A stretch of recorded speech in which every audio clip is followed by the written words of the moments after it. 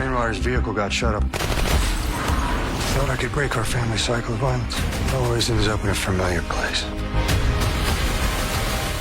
The Season 1 finale, Episode 13 of Marshals. The trailer opens with the shocking news that Rainwater's vehicle has been targeted in a brutal ambush, setting a tone of immediate danger. Kayce reflects on his desperate hope to break the generational curse of conflict that haunts his family. Yet he acknowledges the grim reality that they always seem to end up back in the same perilous situations. With intense action sequences, emotional gravitas, and the looming threat of old enemies, this finale is set to deliver a cinematic and powerful ending to the first season. The Marshals season finale trailer is finally here. From the very first second of this trailer, I could feel that this finale is going to be something truly special. Because this isn't just another action-packed episode. This is the moment the entire season has been building toward. Every single storyline, every sacrifice, every secret, every betrayal, all of it is finally colliding in one devastating cinematic ending.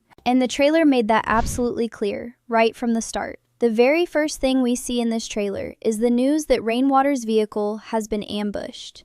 And not just ambushed, brutally ambushed. And honestly, the moment I saw that, my stomach completely dropped. Because think about everything Rainwater has been through this season. Think about how hard he has fought, how carefully he has moved, how much he has sacrificed to protect his people and his land. And now, in the very last episode of the season, someone has gone after him directly and violently. That is not a random attack. That is a message. That is someone telling Rainwater that they are done playing games and that they are willing to go all the way. And the fact that this is literally the opening shot of the trailer tells us everything we need to know about how intense this finale is going to be. Now, the question that I immediately started asking myself is who is behind this ambush? Because an attack this direct, this brutal, this bold, that does not come from nowhere. Someone planned this. Someone gave the order. And when I started thinking about all the enemies Rainwater has made throughout this season, the list is honestly longer than you would think. The mining companies have wanted him out of the way for a long time. The cartel, which we saw threatening Broken Rock just last episode, could absolutely be behind something like this. And then there are the political enemies, the people who lost power because of Rainwater's moves with the senator and the mining project. Any one of these people had both the motive and the means to order an attack like this. And I think the answer to who did this is going to shock us in a way we are genuinely not expecting. But what made this trailer hit even harder for me was the moment we see Kayce. Because Kayce is not just angry in this trailer. Kayce is exhausted. And there is a very big difference between those two things. Anger is something you can fight through. Exhaustion is something that breaks you from the inside. And when Kayce talks about wanting to break the generational curse of conflict that has followed his family for so long, you can hear in his voice that he is not just talking about one battle or one enemy. He is talking about a lifetime of violence, a lifetime of consequences, a lifetime of cleaning up the same mess over and over again. And the most heartbreaking part is that even as he says he wants things to be different, he admits that they always end up back in the same dangerous situations. Always. No matter what they do, no matter how hard they try, the cycle just keeps repeating itself. And that right there is what makes this finale so much more than just an action episode. Because what Kayce is describing is something deeply emotional and deeply human. It is the feeling of being trapped by your own history. It is the feeling of watching the people you love get pulled back into danger, no matter how desperately you try to protect them. And I think every single one of us watching this show has felt something like that at some point in our lives, which is exactly why Kayce's words in this trailer hit so hard and so personally. Now, on top of all of that, the trailer also made it very clear that the old enemies everyone thought were gone, they are not gone, they are back. And they are back with a vengeance. And this is the detail that genuinely terrified me the most, because throughout this season, there have been multiple threats that felt like they were resolved, but never truly were.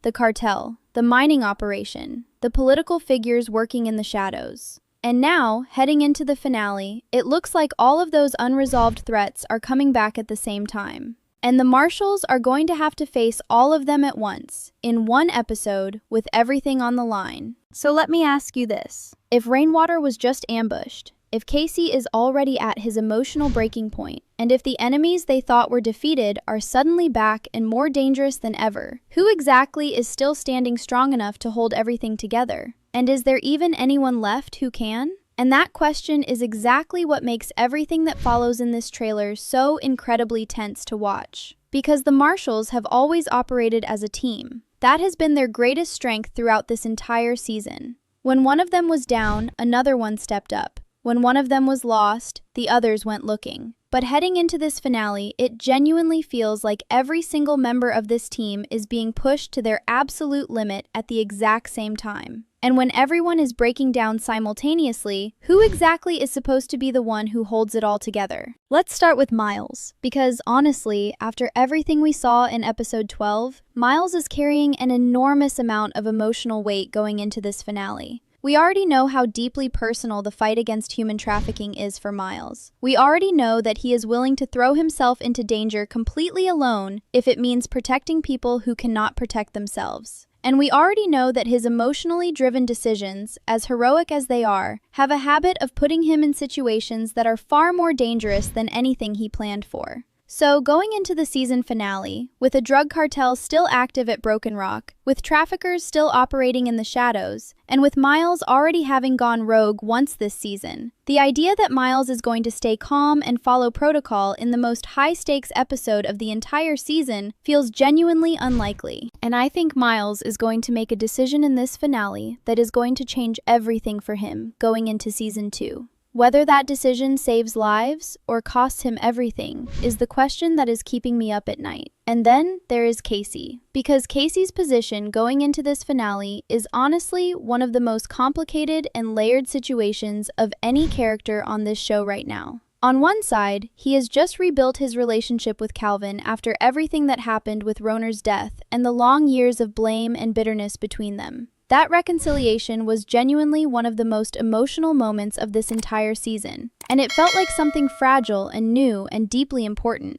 But on the other side, Neil's body has resurfaced, and the moment that body was found by the police, the clock started ticking on everything Kayce has been trying to keep buried. Because Neil did not just disappear quietly. Neil was connected to the train station. Neil was connected to the Dutton family's sins. And if investigators start pulling that thread, it is not going to stop until the whole thing unravels completely. And Kayce is standing right at the center of all of it. What makes this even more complicated is something we have been watching develop very quietly throughout this season, and that is the way Kayce carries the Dutton legacy. Kayce himself referred to everything that happened as his family's sins, not someone else's sins, his family's. And that choice of words tells us something really important about where Kayce's head is. He knows that the Dutton name comes with a history that he did not create, but that he is absolutely responsible for dealing with. And going into this finale, with Neil's body back in play and investigators potentially closing in, Kayce is going to have to make a choice about how far he is willing to go to protect that legacy. And I think that choice is going to cost him something truly significant before this season is over. Now let's talk about Calvin, because Calvin's storyline going into this finale is absolutely heartbreaking in a way that I do not think we are fully prepared for yet.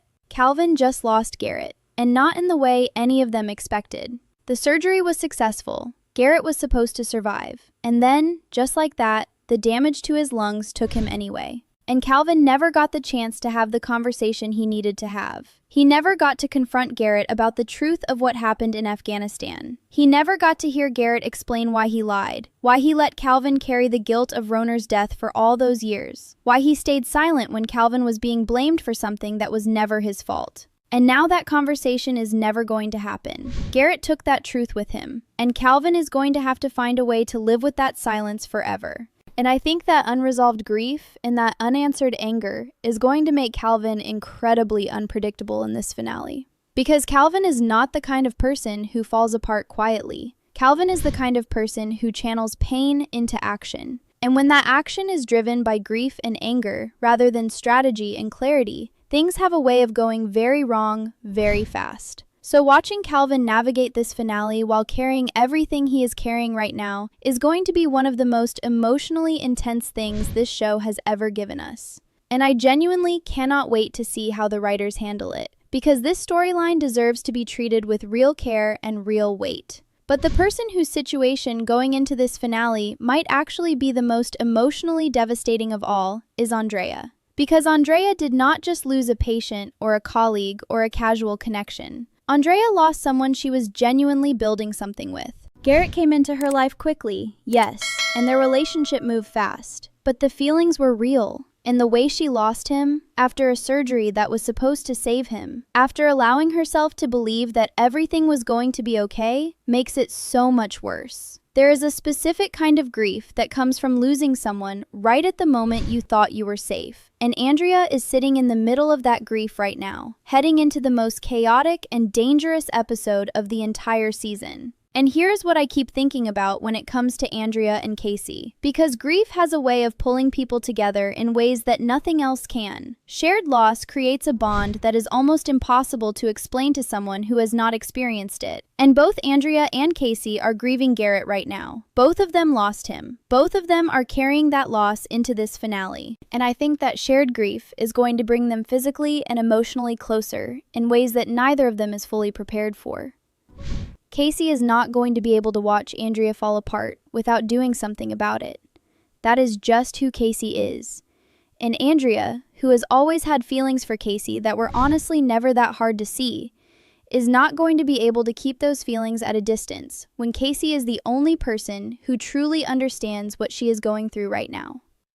I still do not think we are going to see a full romantic development between them before this season ends. But I think this finale is going to plant a seed that grows into something undeniable in Season 2. And honestly, after everything this season has put both of them through, they deserve something that feels like hope, even if that hope is complicated and messy and built on top of grief.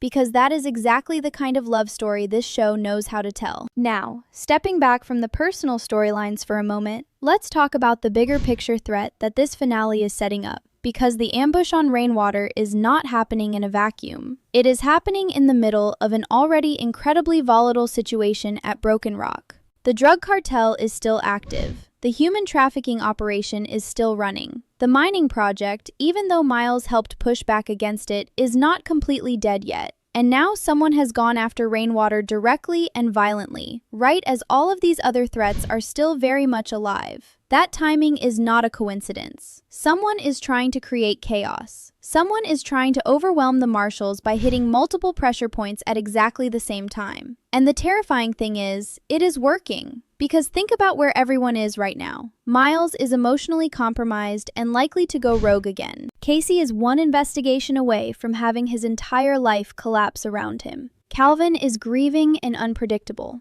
Andrea is heartbroken and vulnerable. And Rainwater, who has been one of the most steady and strategic forces in this entire story, has just been targeted in a brutal ambush that could take him completely off the board right when they need him most. The Marshals are being hit from every direction at once, and the people doing the hitting clearly know exactly what they are doing.